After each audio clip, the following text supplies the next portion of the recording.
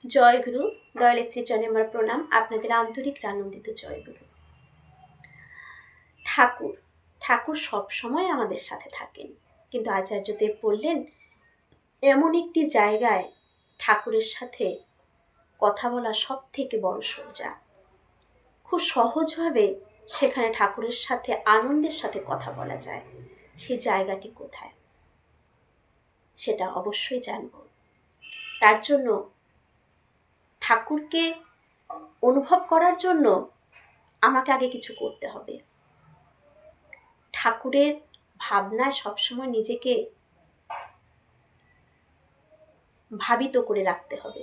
সবসময় যেন তার কথাই ভাবি, তার মতন চলার চেষ্টা করি। তিনি যেভাবে বলেছেন সেইভাবে প্রত্যেকটা কাজ করার আমরা চেষ্টা করে যাব। আমরা তো কেউ যে পারদর্শী বা সব কিছু করতে পারবো, কারণ আমরা প্রবৃত্তি ঘেরা।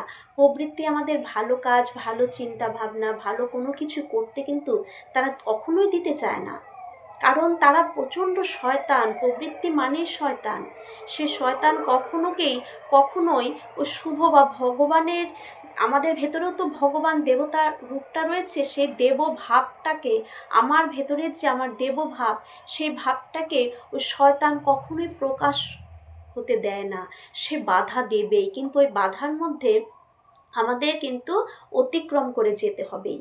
যদি আমি আমার ভেতরের যে আমি বলতে তো আর আমি নই, আমি বলতে তো ওই ভগবানই, তার একটি অংশ আমি, একটি অংশ তার আমি, তাকে ফোটানোর দায়িত্ব আমার। আমি যেভাবে চলবো, যে ভাবনায় চলবো, যেরকম কর্ম করব, আমার ভেতরে ঠাকুর সেভাবেই কিন্তু প্রকাশিত হবে। তাই আমাদের চেষ্টা চালাতে হবে যে কিভাবে আমি আমার ভেতরের আমার যে ঠাকুরের ভাবটাকে ফুটিয়ে তুলতে পারি। আমার ঠাকুরের ভাবটা যেন, আমার ঠাকুর যেন আমার ভেতরে জেগে উঠতে পারে। তাই সবসময় নামময় হয়ে থাকতে হয়, নাম করতে হয়, নামের সাথে নামীকে সবসময় সর্বদা স্মরণ করে যেতে হয়। এইভাবে আমাদের চলতে হয়। আচার্যদেব বলেছেন যে আমি যখন ঘুমোতে যাই তখন আমার সাথে ঠাকুর, খেতে বসি আমার সাথে ঠাকুর, কথা বলবো আমার সাথে ঠাকুর, শুতে যাব আমার সাথে ঠাকুর। আমি যখন যাই করি না কেন সর্বক্ষেত্রে ভাবতে হবে আমার সাথে আমার ঠাকুর কিন্তু রয়েছেন। এই ভাবনাগুলোই ভাবতে ভাবতে ভাবতে ভাবতে সত্যি একটা সময় ঠাকুর কিন্তু আমাদের সাথে থাকেন। এই ভাবনাগুলি আমাদের সর্বদা ভেবে যেতে হবে।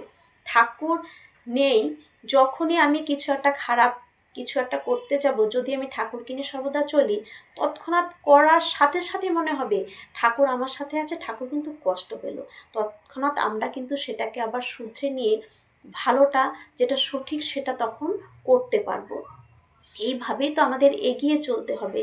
সাধনার পথ বড়ই কঠিন, যেমন কঠিন তেমন সোজা। কারণ সাধনার পথে বাধা কিন্তু আসবেই। বাধা না আসলে আপনি এগোতেই পারবেন না। ভালোর পথে বাধা থাকবেই। তাই আচার্যদেব সবসময় বলেন একটা কথা, শয়তানের যদি এত শক্তি থাকতে পারে, তাহলে আমরা ভগবানের চেলা হয়ে কেন আমাদের শক্তি থাকবে না? আমাদের শক্তি আরও বেশি থাকবে। আসুন শুনে নিচ্ছি যে কোথায় ঠাকুরের সাথে সব থেকে আনন্দে কথা বলা যায়। আচার্যদেব বলছেন, বাথরুমে ঠাকুরের সাথে কথা বলায় খুব আনন্দ। কোথায়? বাথরুমে ঠাকুরের সাথে কথা বলায় খুব আনন্দ। সেখানে একমাত্র ঠাকুরই থাকেন, তাকেই রাখতে পারি। বাথরুমে যখন আমরা যাই, ওখানে কি আর কাউকে নিয়ে আমরা যাই? ওখানে একদম আমি একা, শুধুমাত্র আমার ঠাকুর। কারণ ঠাকুর তো আমার সাথে সর্বক্ষণ রয়েছেন। তাহলে ওই বাথরুমেই একমাত্র আমি আর ঠাকুর থাকি। সেই জায়গায় আর দ্বিতীয় কেউ প্রবেশ করতে পারে না। তাহলে সেইখানে গিয়েই আমি ঠাকুরের সাথে কথা বলার সব থেকে বড় আনন্দ হচ্ছে, কারণ কেউ ডিস্টার্ব করবে না, কোনো আওয়াজ নেই, মনটা একদম এক হয়ে থাকে। তাহলে বাথরুমে ঠাকুরের সাথে কথা বলা সব থেকে ভালো জায়গা এবং সব থেকে বড় আনন্দ পাওয়া যায় ওই বাথরুমে। সেখানে একমাত্র ঠাকুর আমার সাথে থাকেন, আর দ্বিতীয় ওই জায়গাটাতে আর কেউ থাকতে পারেন না, শুধু আমি আর ঠাকুর। আমার আর ঠাকুরের মাঝে কখনো কাউকে আনতে নেই। ঠাকুর আচার্যদেব বলেছেন যে আমি যে সংসার করছি, আমি যা করছি, আমার অমুক তমুক কোনো সম্পর্ক নেই। শুধু সম্পর্ক আমার ঠাকুরের সাথে। ঠাকুরের সাথে যদি সম্পর্ক ভালো থাকে, আপনার পরিবারের সকলের সাথে সম্পর্ক ভালো থাকবে। আর ঠাকুরের সাথে যদি সম্পর্ক আপনি ছিন্ন করে অন্য, ঠাকুর বলেছেন না, ইষ্টের চাইতে থাকলে আপন, ছিন্ন ভিন্ন তার জীবন। ইষ্টের চাইতে যদি আপনি বেশি কাউকে আপন করে নেন, আপনার স্বামী হোক, আপনার সন্তান হোক, আপনার স্ত্রী হোক, যেই হোক, ইষ্টের থেকে যদি সে আপনার জীবনে বেশি আপন হয়, তাহলে কিন্তু সেই সেই যেই কারণে আপনি সেই জায়গাটাকে সুন্দর করবেন, সেই জায়গার থেকে একটা অশান্তি বা একটা খারাপ কিছু হবেই হবে। যেমন আমি যদি, যে সময় আমি ইষ্ট কাজ করছি বা আমার স্বামী ইষ্ট কাজ করতে, সে, আমি হয়তো ঘুরতে যাব, কিন্তু সেই সময় আমার স্বামীর কোনো একটা ইষ্ট কাজ পড়ে গেল, আমি বাধা দিলাম যে না, আমার ওটা বাদ দাও, চলো ঘুরতেই যাব।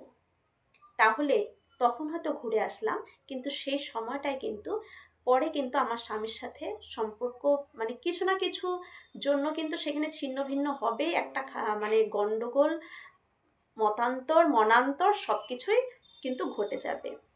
বা আমি যাচ্ছি মাতৃসম্মেলনে হোক, সৎসঙ্গে হোক, আমার স্বামী বাধা দিচ্ছেন, সেটা কোনো জরুরি কাজ হলে সেটা আলাদা, কিন্তু এমনিতেই হয়তো বাড়িতে থাকবো, সব কিছুই দেখতে হবে, কিন্তু দেখা যাচ্ছে আমি ঠাকুরের ডিপি ওয়ার্কসে বেরোচ্ছি, আমাকে বাধা দিচ্ছে।